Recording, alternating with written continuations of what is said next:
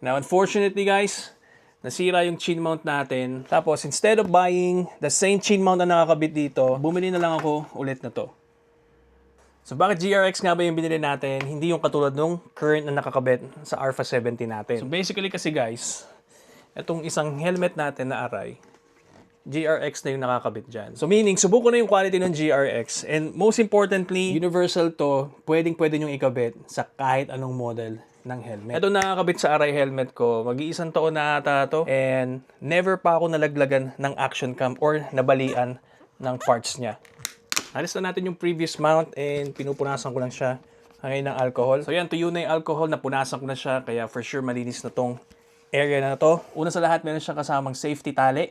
3M adhesive yung gamit, kaya for sure makapit to, hindi to basta-basta bibigay. And may mga kasama pang ibang connectors.